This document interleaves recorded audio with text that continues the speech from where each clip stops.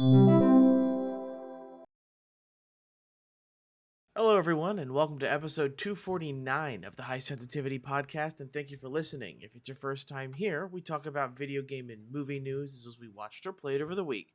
My name is Barry, along with my Expedition 2 co-hosts. My name is Craig. It has been many expeditions now. We are hoping that this will be the last one. My name is also Craig of Expedition 32. You're Expedition 33, Craig. I'll be 32. The one that didn't make it. Okay. Or wait, 34, right? 34. Yeah. Yeah. Yeah, it counts down. Yeah, That's right. Yeah. All right, so I'll be 34.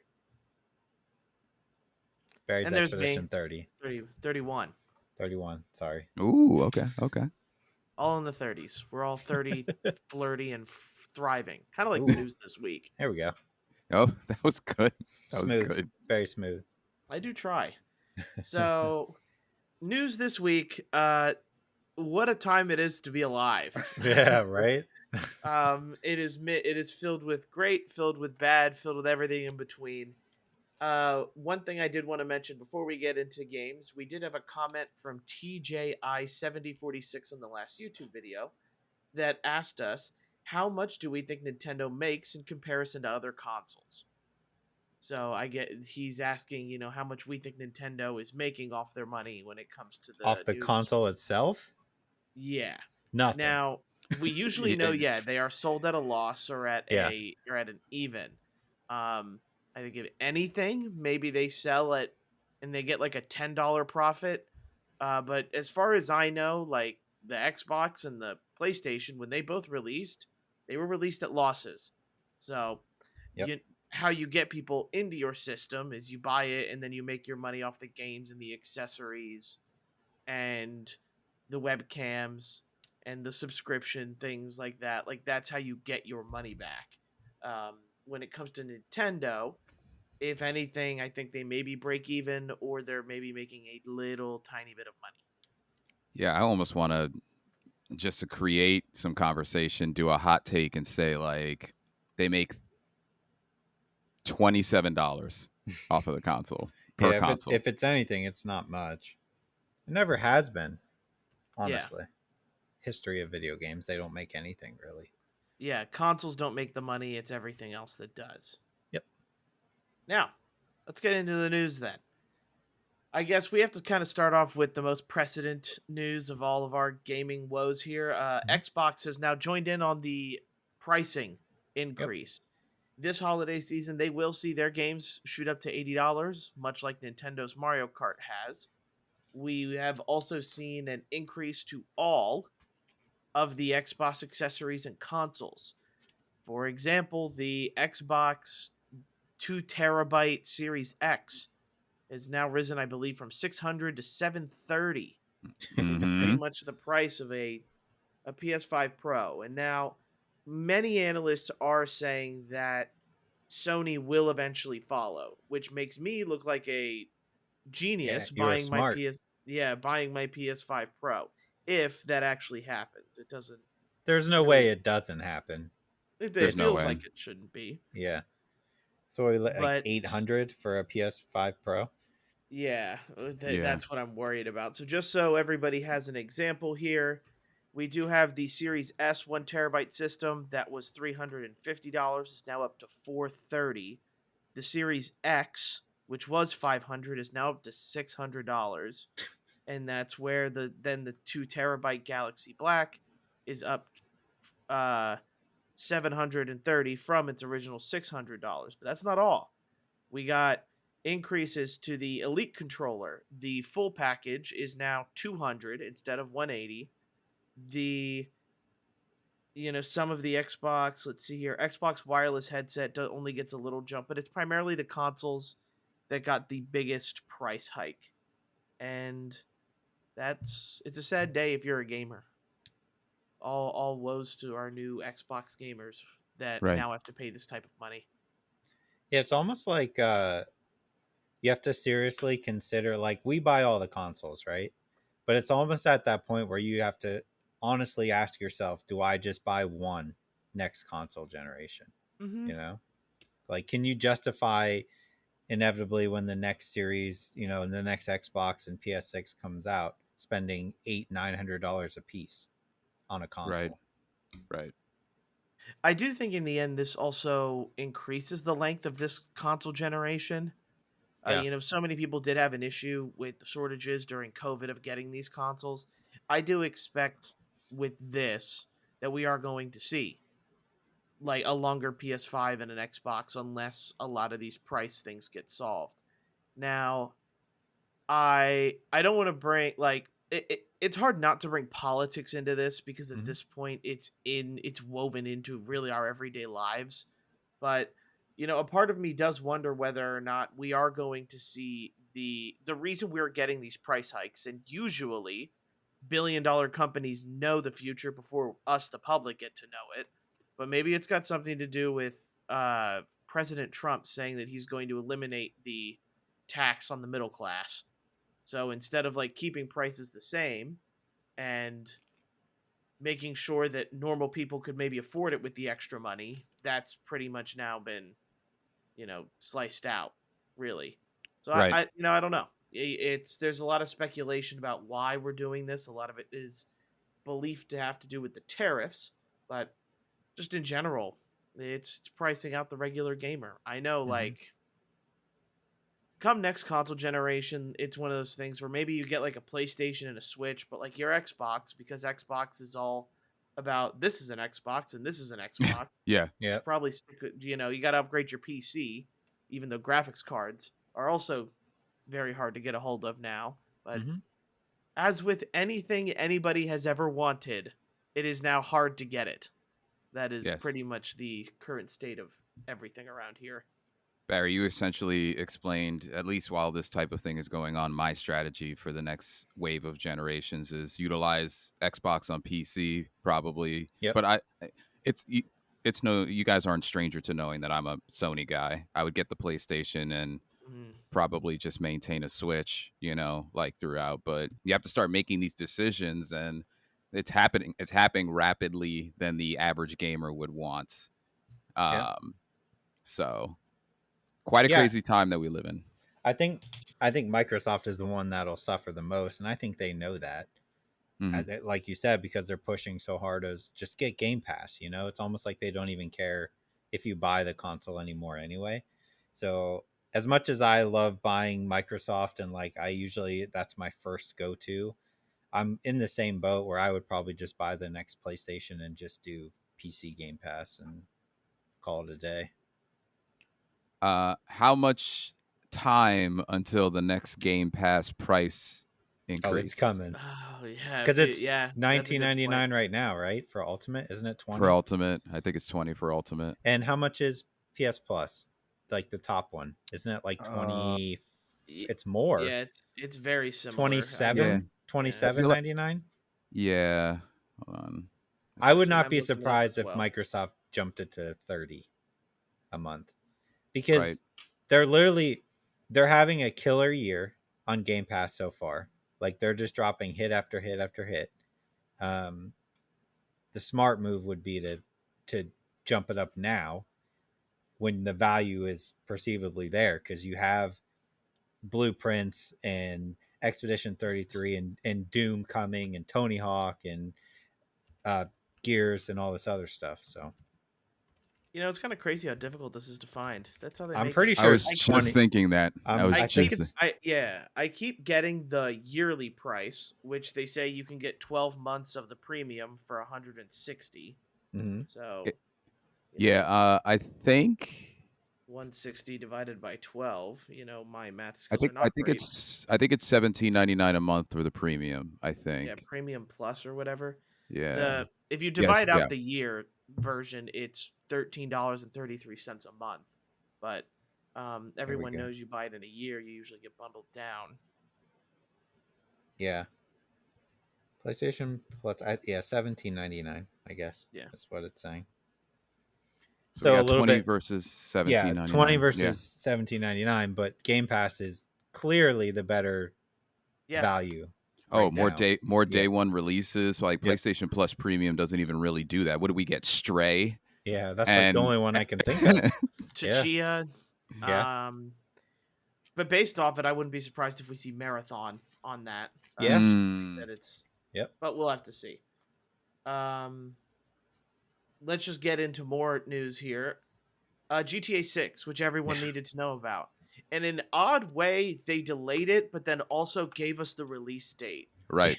Based off of industry insiders, they have been saying that this game was never going to release in 2025. Yep. This delay has been known to be coming for quite some time. It's just too bad we didn't get any more trailers or info, as all we know is we now have May 26th of 2026. Whole for another GTA year. 6. Won't change their profit. No, but Well, I find myself really not caring anymore. Yeah. I mean, I agree. I mean, I want it to be perfect or as close to perfect when it comes out. Delay it. Right. Do what you need to do, you know? Yeah, the only thing that scares me with this is this gives Rockstar another year to potentially raise the price more on games. Yeah. Like, we were already figuring that this game was going to be $80, but now the Or new more. norm is 80. Yeah, now the new Yep. norm is $80. So at what point do they release GTA 6 next year and it's a $99.99 game? Mm-hmm. You know, you're paying $106, which, you know, depending on where we all are in a month, that's way too much. Money. But that's what people are paying for. Unfortunately, we kind of saw it with the Switch 2 release. Everyone's like, "Oh, this is too expensive. Mario Kart's too expensive." It doesn't matter. The pre-order sold out. Yeah. Like whether it's scalpers and the bundles. Yeah. Yeah. But sorry, that's what you mean. Yeah. Yeah, whether it's scalpers, whether it's the bundle or the single, it doesn't matter. It's all selling. Mm-hmm. So the only thing really anybody cares about is lining their own pockets at the moment, and that's what we're seeing. Yep. Is everyone is doing that. It stinks that, again, anything anybody wants seems to be a collected commodity at this point for a side hustle. But yeah. How do we feel, guys? Kind of sucks, doesn't it? I don't know. I feel like, and we're talking about the delay still, right? Just in general. Just in general. Oh, yeah. just in general? Oh, I don't know, man. I don't know how I feel. I feel like and I know that there's been a lot of panic buying, not just from the video game community, but I feel like I'm looking at things a little earlier. I feel like I've been pre-ordering more because I don't know if the prices are all of a sudden going to change. Not that they can't just yank that from under me if I did, but it's starting to make me consider, like when we were all texting each other talking about the Xbox thing, it's like you almost want to, like you almost wanted to get a Pro controller before the prices change. You know, you're trying to do all these things like ahead of time to solidify your gaming. It's like when you buy paper towels because you don't want to be out of them for the next 6 months. Pandemic. You buy it all. Pandemic. You're getting pandemic brained about video games now, about gaming, about accessories, about subscriptions. Yeah. Like, I don't know, everything. You know, do you buy a year's worth of Game Pass now before the prices go up? You know, or do you foresee that? What do you buy? Do you buy 2 years? Like, these are all the questions that you kind of sit when, and I'm directing this a little bit more towards somebody like some people like us who it's a pretty big hobby of ours, like not just a play one game every 6 months kind of thing, you know? So I don't know. It is one of those things where, like, and I know I've been known to be buying a lot of games literally all the time. Mm-hmm. Like, I am now a value gamer. Like, yeah, me too. I am not. I have many games. I have not. I shouldn't say many. I have like 5 games in my list that I'm not buying unless they're on a discount. And I'm able to play the newer games that are coming out on Xbox because Game Pass Ultimate allows me to do so. But things like Assassin's Creed Shadows, I'm not buying it until it gets a price cut. First Berserker Kazan, I'd like to get a price cut. And things like that it's games that I know I want to play, but at this point, you gotta pick and choose. You can't be spending $60 to $70 on every single game. No. Anymore. It starts go ahead. Okay. No, I was going to say also something else to think about with things changing and like the delay of Grand Theft Auto 6 is a lot of these different things are shifting the video game market in general. Like now Grand Theft Auto 6 not coming out this year, I know that the gaming industry is observed as a whole as to how successful it is. That's also something interesting to think about in terms of like, purchases and things like that. So, Craig, what were you going to say? No, I just feel like if I felt like the pre-orders for the Switch, right? I tried for it, I didn't get it. But for the first time, like I had the same issue with the PS5, right? I didn't get it. But this time I was just kind of like, whatever. Like usually I would be like, man, that sucks. And then I'm like hunting down everything to try and find a pre-order. This time I'm just kind of like, yeah, whatever, who cares? You kind of feel like I'm not giving up on gaming, but you have that little feeling of like you're kind of growing up and being like, how much money do I really want to put into this hobby anymore? Do I, like, is the amount of money they want me to put in worth the amount of time that I have? I don't know if it's there anymore. So I have to be very selective. Like, I don't know. Like, am I going to hunt down a Switch when it comes out? Maybe. If they're available, I might still get one, but I'm not like banging down doors to try to get one.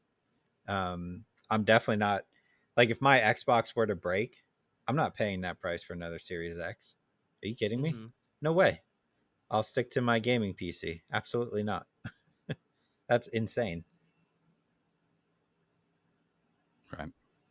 So let me go ahead and get through some of the other bad news before we get to some of the good news. We do have Giant Bomb and Polygon, two kind of very well-known gaming, like journalistic standards, are seeing layoffs and being sold as a company. We do have people from Polygon starting their own new Polygon-like site, but gaming journalism, like, just kind of goes to show, like, if you're part of a company, unless you're pretty much IGN at this point, like, you're susceptible to layoffs, which is kind of funny considering Right. how much news has been coming out about Right. gaming. There's stuff to actually write about and talk about, and now you want to lay people off. It's interesting, but video game journalism was never the money maker. Like, that's not what No. everybody's, reading. It's not what the average Joe is looking at. He's not interested in the price of the Xbox is going up. He doesn't care, kind of deal. Mm-hmm. Right. And lastly, probably the saddest news that we've heard, not really. Titanfall 3 has been canceled. Yes.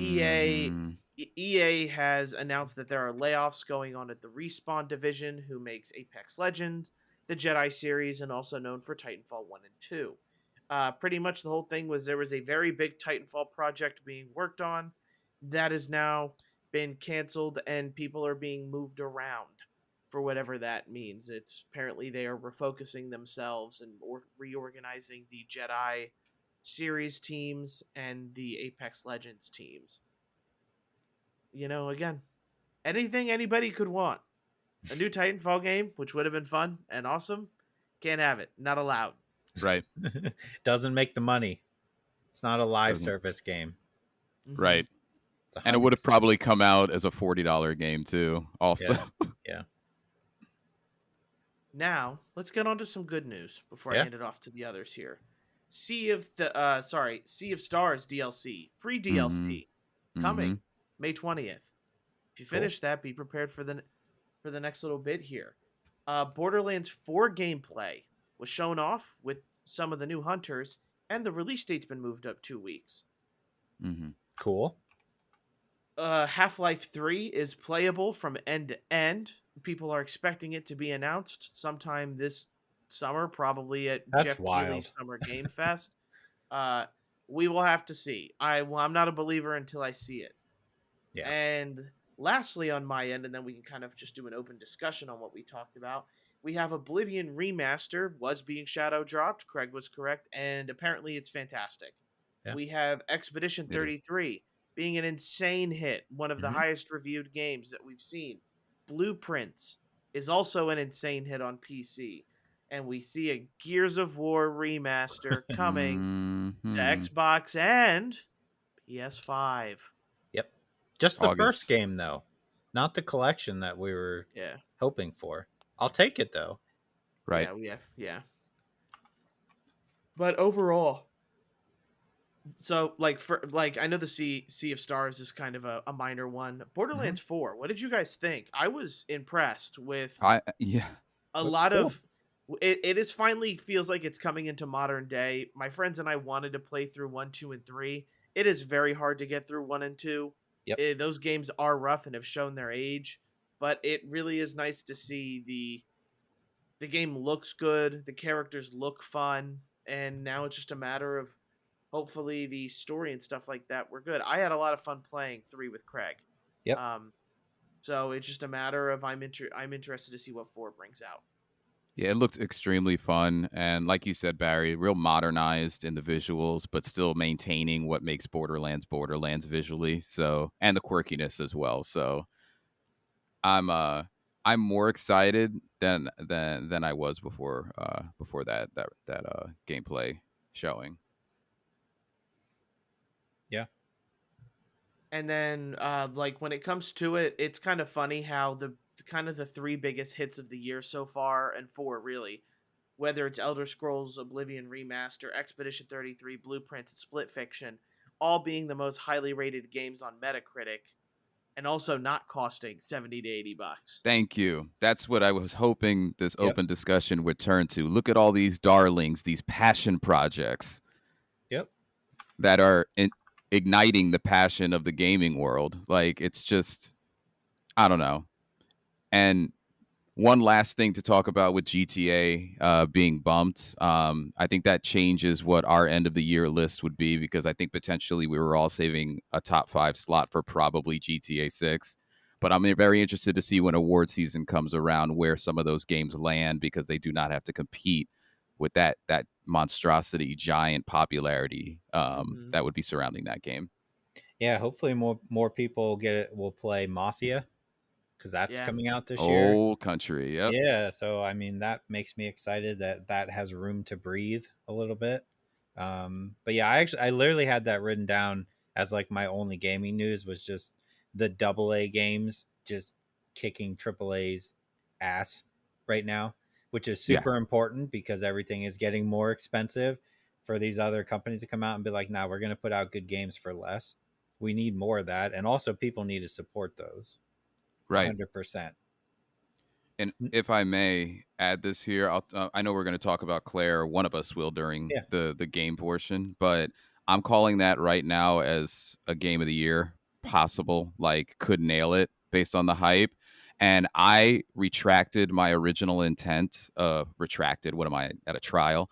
I I instead of playing it day one on Game Pass, to your point, Craig, I on the Monday before it came out decided to buy it. I wanted my money to go there. I saw Mhm. what was being released. I know we're literally just discussed how we have to decide a little bit more where our money is supposed to go as gamers. I bought that game on PS5 because Nice. I wanted that developer, those 15, I think, people 33. that sorry, 33. 33. That was different than 15, my fault. It's like 30 something. Yeah. I want them to have it.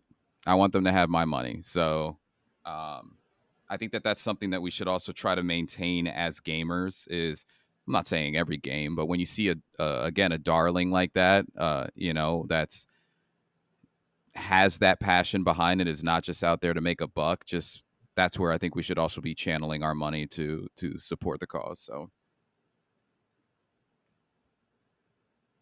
But yeah, that's pretty much all I had. If you guys want to get into whatever news You you covered might all have. mine, Barry. Yeah, I was gonna say I did do a good job this week. yeah, you got the whole landscape. I mean, I had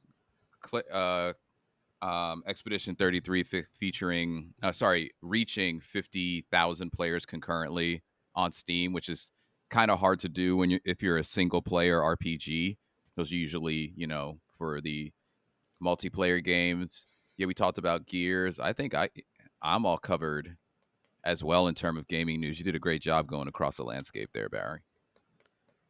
Yeah, just keep in mind, everyone. Like, I think a lot of what we're seeing right now is we did see Shadows be a commercial success. It was a pretty high rated Assassin's Creed game, all things considered. Mhm.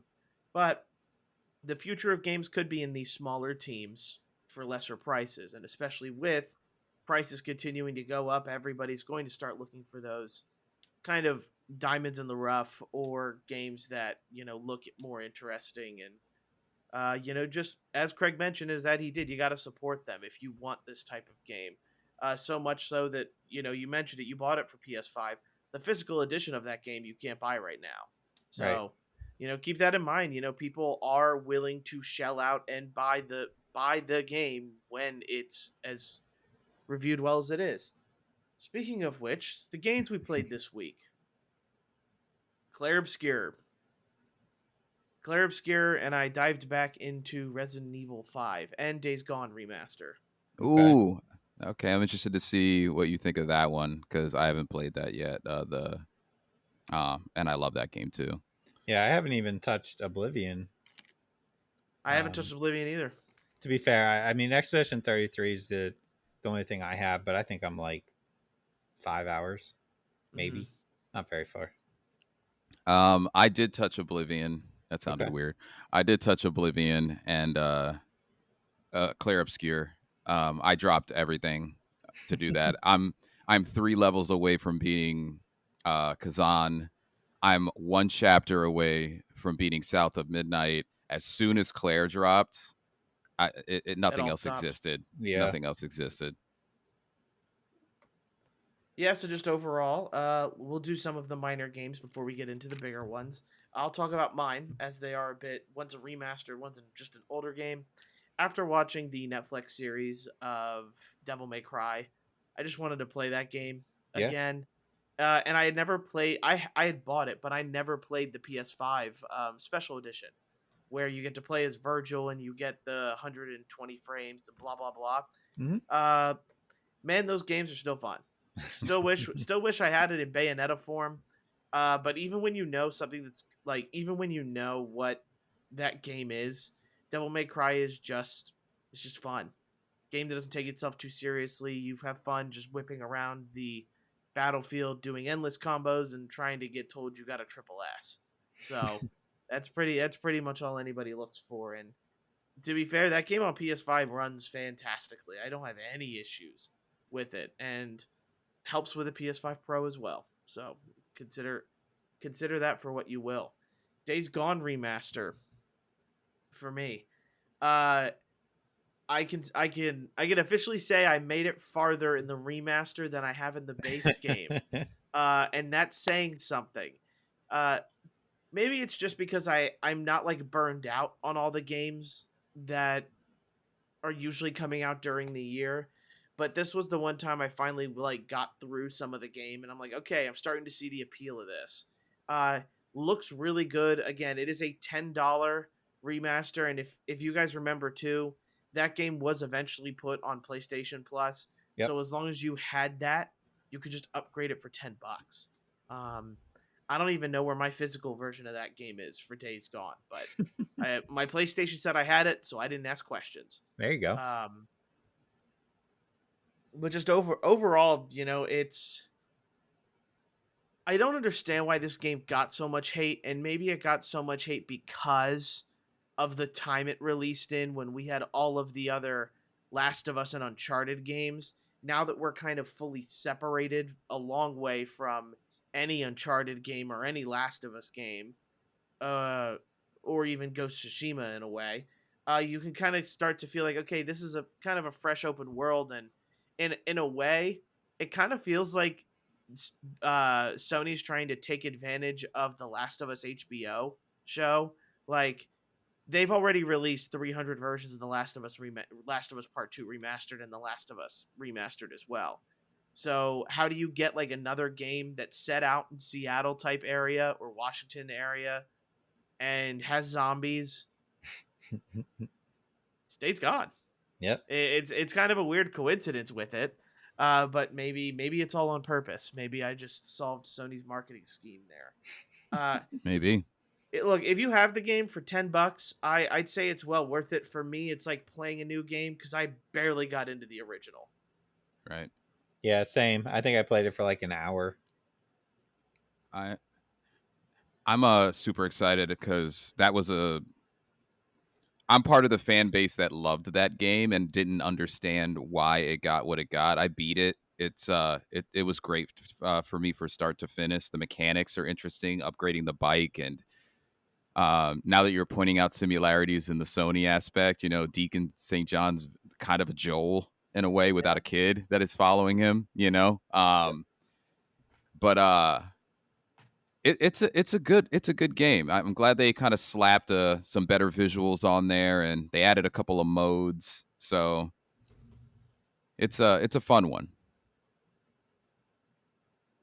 You want to talk about Oblivion before we get into Clair Obscur? Yeah, speaking of slapping some great visuals on it.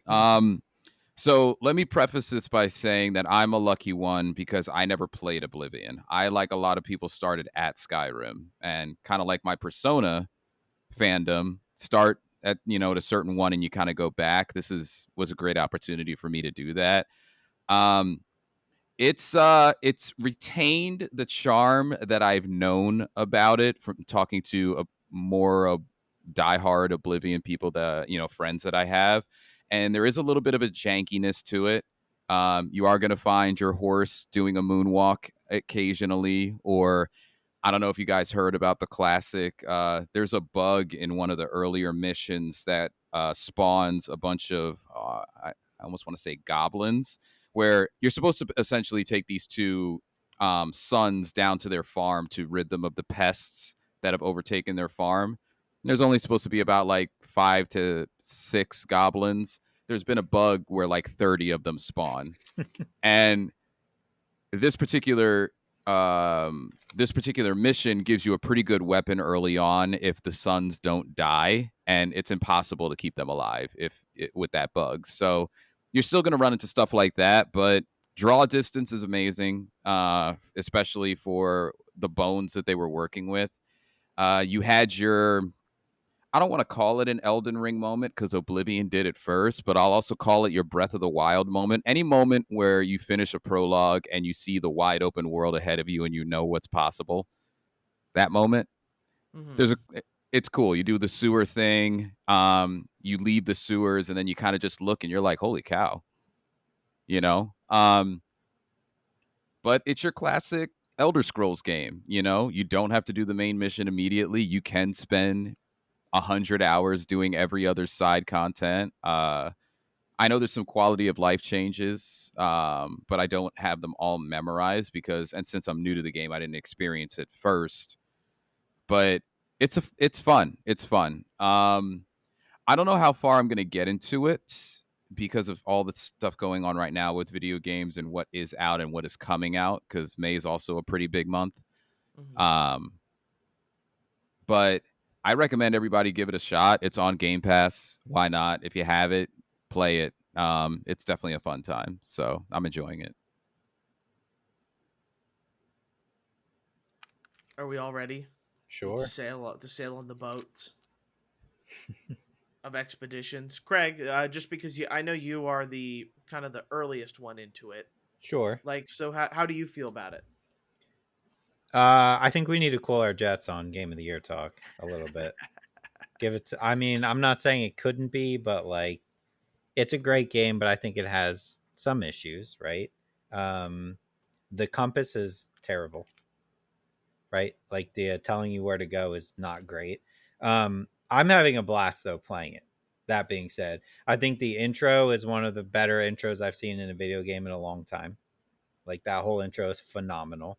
I think the mixture of turn-based with parrying and dodging is very cool. Keeps you invested, which I think is nice, right? Like every battle is not just like a mindless like hit A, like you have to do stuff, which is cool. And like and the reward for parrying over dodging is great. Especially if you're using Gustav and you want to power up his arm, like it's great. I love that. I think it looks beautiful. I will say that. Story's good. I don't know. I am having a blast playing it. So don't get me wrong there. I'm just still waiting for that moment, and I am still early.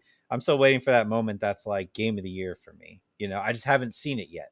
I've seen some cool stuff, and I'm like, oh man, that looked cool and that looked cool. But there just hasn't been anything that's like jumped out at me yet. And I'm sure it's coming, right? I'll probably get to the end and be like, all right, cool, that's definitely game of the year worthy, or like top 5. I mean, it's top 5 right now because I mean I've only beaten like 3 games this year, so it's, I would say it's, for what I've played so far, if I compare it to like Pirate Yakuza, I'd probably take it over Pirate Yakuza for sure. That's saying something. Yeah, and I you were love really game. playing. I Yeah, love that yeah. game. Yeah, I platinumed that game. But yeah, I mean, you guys have played it more than me, so go ahead. No, so I do think you have a couple points there. Like there are definitely some, it's missing like some modern game feels. Mhm. So like for example, we have South of Midnight. Mhm. Like, and let me just compare like those two for a minute. South of Midnight makes it very easy to get back on track. It Yeah. literally, you press in the R3 button or right stick and it gives you your line. Like it's one of those things where Claire Obscure probably would do a little bit better with giving me a piece of yarn to follow. Right. And also like just the not inclusion of a map in when you're in like these, let's for say, dungeon type areas. Like they do, the amount of pictos and the amount of stuff you find on the ground is just so overwhelming. Yep. Like you get lost. And just having a map telling you like, hey, this is where you've been, this is where you were, it would probably solve so many of my issues with just being able to navigate things at an okay pace without being lost. Mhm. Like I I don't go into my pictos because I'm like I know I'm gonna get overwhelmed. It's like there's 500 pictos that I already have, and we're only 6 hours into the game. Yep. I do enjoy that. Like I do admit, like the combat is a blast. I'm Yep. having so much fun playing with people. I find Maye is one of like her stances. Just I loved figuring that out. Like Mhm. each character kind of has their own thing. Like Lune, and when you cast something, you get stains, and then you can use those stains to power up your skills. It's all, and I imagine the fourth character, which I have not met yet, Mhm. like She's does great something too. similar. She's very Like confusing though to use. At least I thought. Lune. No, the fourth no, one. the fourth one that I haven't met yet. Oh, yeah, yeah. Yeah, I It's just not a like, spoiler. I think her name's Catherine or something. Or It's Skyel, yeah, Skyel, it's Skyel. okay, just, definitely not. Woof, way they off. give you those like tutorials, right? And when I got her, I was like, oh my god, slow down, wait, hold up a minute. Like I just got over figuring out how to use stains and stances, and they're like, use this one, have fun. And I was like, I don't even want to do that. Well, it's also one of those things where they don't do a good job of telling you that your consumables get refreshed. So like I thought the chroma elixirs, when I got a second one, I was like, oh wow, like this is it took a lot for me to get a second one. I should probably save these unless I absolutely need it.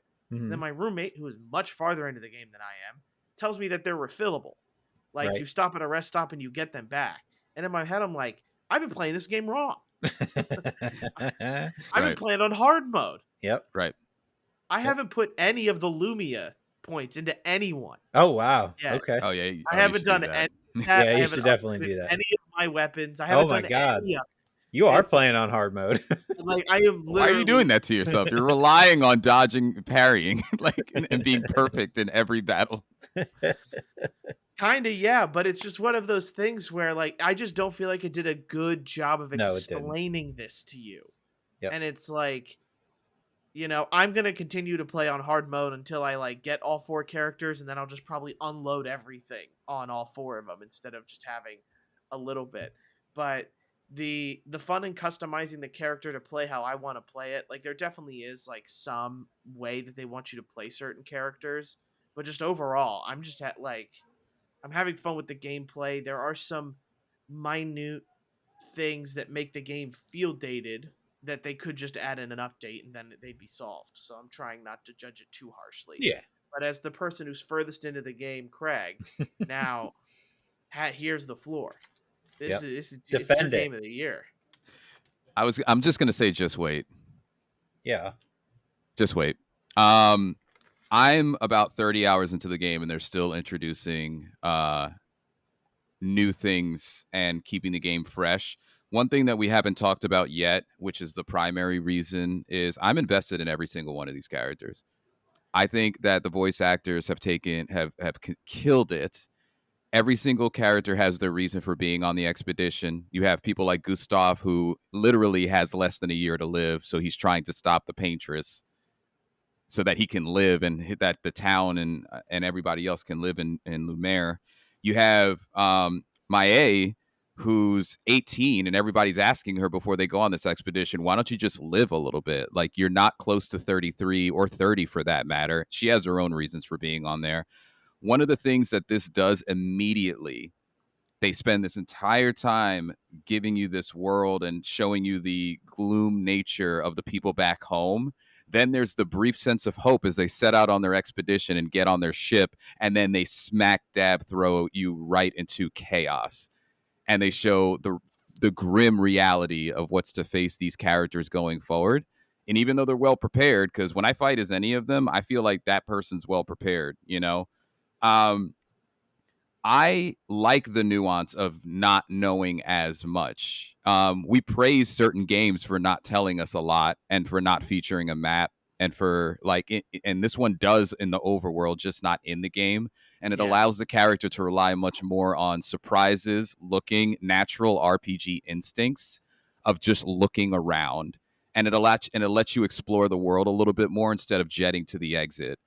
That underwater level is my favorite level, I think, in the last 2 years of levels in games. You guys already talked a good amount about the combat, and Craig, you had a good point. It keeps you invested. It makes you not put the controller over here and just mash while you're eating chips with the other hand. You have to pay attention to every battle. And Barry, to your point, there is a specific hard mode that people are willingly and not willingly putting. There's things that I was doing wrong well into the game that I was like, oh, I could just do that. I was holding on to the health things way longer than I was supposed to because I thought that those were like disposable potions that never came back. Yep. But the difficulty is where is it's not like Souls level, but it keeps you invested and it makes you feel like you've beaten even the regular enemies. Like, you know, like you're just like, yes, nice. So the combination of location, investment in the characters, I think that there's going to be one or two people up for like whatever character of the year award. It may be Maya, it may be Gustav. I mean, everybody's acting the hell out of this. Even some of the characters that I don't think you guys may have seen yet that they're introducing, good and bad. It's quite a ride. It injects humor. The world, you just want to figure out where the next location is. You want to go exploring. You want to say, like, what's this going to be like? The enemies in the world match the world that they live in. Like, again, the underwater world, for example. Like, there's an enemy that has a classic diver's hat on from those big diving suits, and he's got a mine that he's holding like a balloon. That's in that level. I mean, they put them in the overworld after you discover them, but there's so much that's happening. You could tell that there's a lot of passion there, and it's not without its faults. There are some things that could get fixed. There's a couple of times I walked through the ground accidentally on the edge of something, and I'm like, my character can't even like walk here. Why is this happening to me? But bosses are great. They're varied and unique. There's a lot positive to be said about this game, and I'm quite surprised that I'm enjoying it as much as I am. And let me reiterate and put a final point on it. Like, the reason to play this game is to find out what happens to these people. Anybody listening or watching may not be positively or as positively affected by these characters as I have been, but I actually, like, I don't know. I'm not going to say persona level, but I care about these people like a lot. So it's pretty interesting. At least my playthrough of the game, and I kind of hope it never ends. Right. But it's gonna end. I think part of me too is like, of the games I've played this year, I would say that Split Fiction is still a better game. Okay. As of right now. That can change, but right. Go ahead. But yeah, I was just gonna say, like Craig, you kind of mentioned it. The appeal that I'm finding in this game too is much like how I loved Scavenger's Reign last year. Mhm. It's Mm, just like it's one of these sci-fi stories that kind of gives you clues onto what's going on as we go along. Yep. A lot of the times, like in sci-fi, for example, Star Wars, we already really know like right. how this works and what's going on. This is like a completely different thing. I think learning curse words in French is fun. Yep. Yeah. Also, do Yeah. you guys notice it doesn't seem like the characters never pronounce their names like enough of the right way? I've heard Maye and Mayel. So Right. it's like I have no idea how to pronounce her name. Right. And like I've heard Lune and Yep. Gustav the most, but like I look at Maye's name and I'm like, okay, Spanish says two L's is a Y. Mhm. Right. But and they do that sometimes and then they don't. And it's the it's the linguistic in me or no, it's not linguistic. It's like the language in me that is like, no, like can we all say the person's name right? Do you Like I think don't it's know. just the English voice actors messing it up? I don't know. Maybe. Maybe, Uh, but It's you would think Daredevil. like the direction, like the people who watch them Yeah. do the voice, they would have said, "This is how you pronounce her name."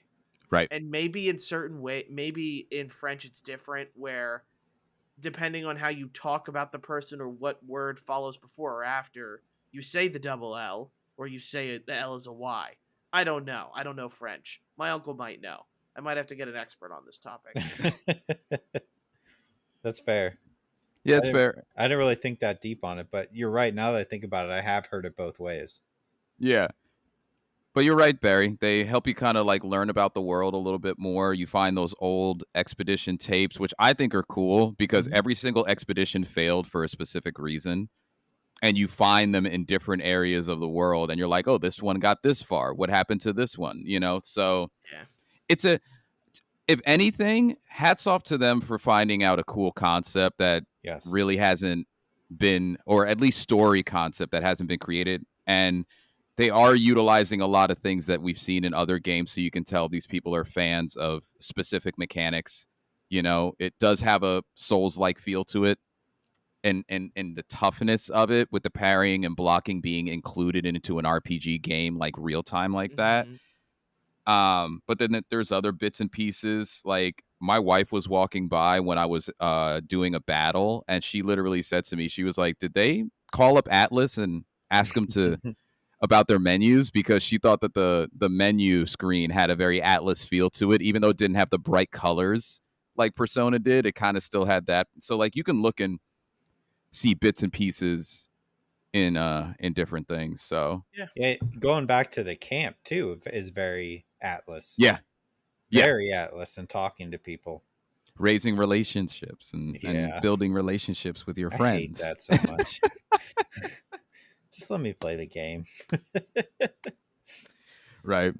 But But you know, yeah. we'll see. Yeah, we'll see. I'm very interested to see when you guys get about halfway through because they keep the pedal to the metal as you do the main story. Hmm.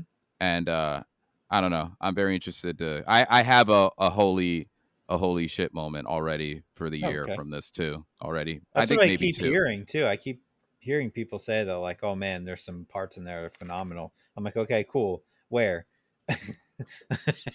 I'm still waiting. I'm not very far in, but I'm waiting for that. Like, I guess I'm waiting for it to really sink its teeth in and hook me, and it just hasn't yet. Like, I'm having Yeah, fun, but it's not like, oh my god, I need to get home and play this right now. Not right. yet. But then we get into movies and TV shows, which because of all the games, I haven't really been watching much. Not sure about you guys. What have you guys been watching? I mean, I'm caught up on Last of Us, but again, TV show, so I'll wait until it's over. Other than saying that I think it's getting overly hated, just like the game did, for the same reasons. But whatever. Go figure. People would be upset about the same thing they're upset about the game for. Right. But I did watch Drop. Okay.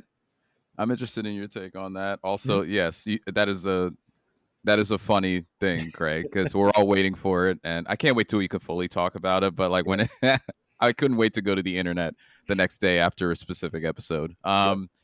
That So was so much fun. That was so much fun. yeah, yeah. Like, wait, what? Wait, what a minute, you can't do that. I watched 2 movies, Wolfman and The Rule of Jenny Penn. Or of Jen Penn. Is it Jenny Penn? Jenny Penn.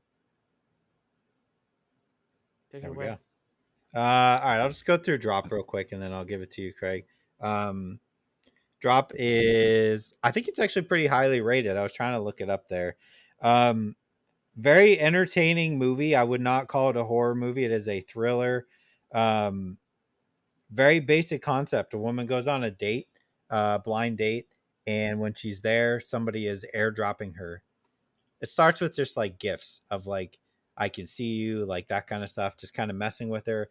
So it's somebody nearby, but she doesn't know who it is. And then it becomes into this more in-depth thing where they're trying to get her to do things that she doesn't want to do, based on the fact that she has a kid at home that she left to go on the dinner date, and there's somebody at the home who will kill her kid if she doesn't listen. But it's a very fun, like a cat and mouse type movie, right? Where you're trying to figure out like, okay, who in this restaurant is the person? And the whole time you're trying to guess who it could be and why they would want her to do certain things.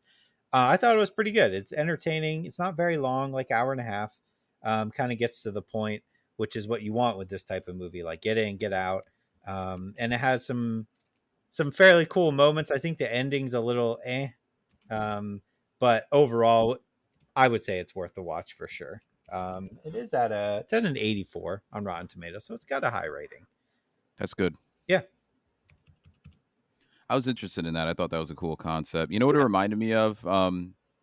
Black Mirror, the Shut Up and Dance one, kind of like blackmailing somebody over the phone. A little different because of the child being held hostage thing, but it reminded me of like that kind of thing. Yeah, it's something different. That's what I like in movies. Like, do something new, Right. Just try stuff. And it definitely tried, and it worked. Right. I'll start with Wolfman. This movie is a classic 5 out of 10 for me. You're more generous than I am. It's a classic. I was so medium on this the whole movie, and I never really swayed down or up. For those of you who don't know, it's just essentially it's a man who, and I'll loosely explain it. There's a man who goes to his father's estate after his dad dies with his family, his wife and his daughter, and he gets bit or scratched by a wolf-like creature, and the entire movie is him exhibiting lichen tendencies and just slowly changing into a werewolf, and him kind of going in and out of understanding his family, understanding him not being able to speak English anymore, him changing physically, him hearing better, seeing better, and the kid and his wife trying to, like, I don't know, retain their father husband kind of thing. It's weird.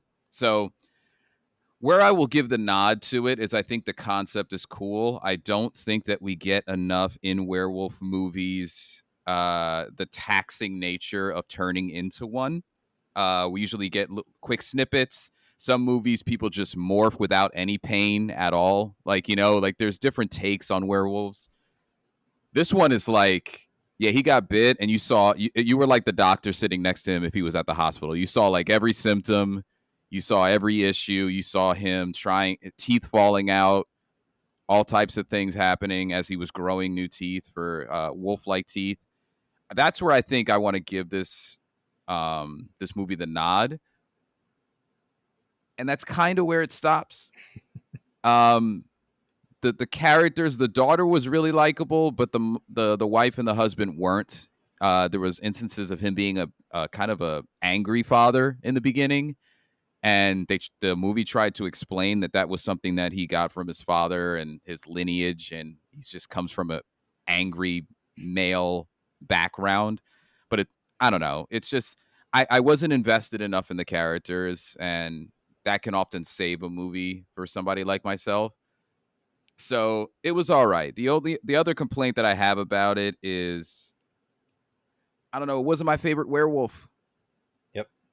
when he finally was one, or where you saw the werewolf that attacked him, or the wolf-like creature werewolf that attacked him, it wasn't my favorite style of werewolf. They were just kind of human-sized a little bit. They had some long nails. They had kind of like a wolf face. I mean, there's different ways to do werewolves, but like when the reveal happened of like what attacked him, and then when it showed him after he was like transforming, it just wasn't my werewolf. Now, Wolfman with Benicio del Toro, American Werewolf in Paris, like those are my kind of werewolves. So look more mythological, more strength behind it. I don't know. It just wasn't my cup of tea. So that's Wolfman. See it or not, I think it's on Peacock. I think that's where I watched it for free. It is for free though. The Rule of Jenny Penn, I don't know how to describe. It's John Lithgow as the one of the main guys in this. Lithgow. I'm not pronouncing anybody's name correctly today.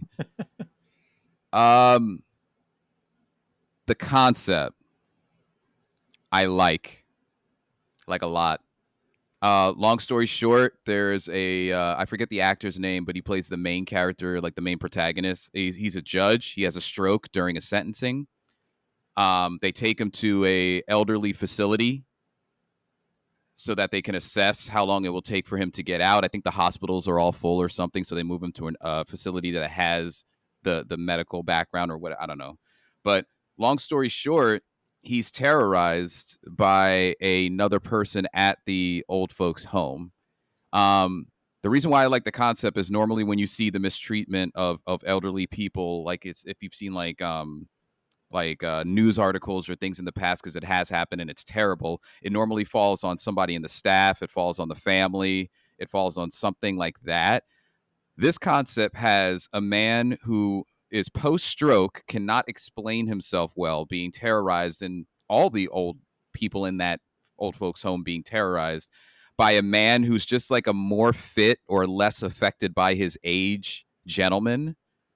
And every time they are trying to explain it or, whatever, it gets, it's like, oh, you just, you have to take your medication, or you just saw something, or you fell out of your wheelchair. And it's like, no.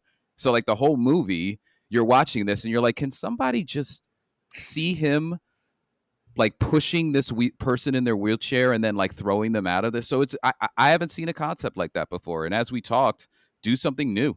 Mm-hmm. And this is new enough. Now, it is based on a book. It's based on a short story. So I thought that was cool. But it's executed well. Where I think it may turn certain watchers off is maybe some of the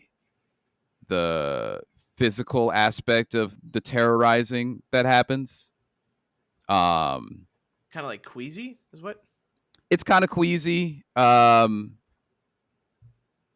And it's not too bad. He's not like ripping people's fingernails off or anything like that. But there are a couple of moments that you're kind of like out, kind of thing. So that would be my only warning for the movie. But if you don't have is it a thin stomach or whatever, a queasy stomach, whatever it's called. I'm just making things up today. If you don't have a thin stomach, you can go see it. But I think it's worth it. I think it's worth a watch, and I had a lot of fun with it, and yeah, definitely recommend it. Okay, cool. Is there anything else anybody needs to go over or anything like that? I don't think so.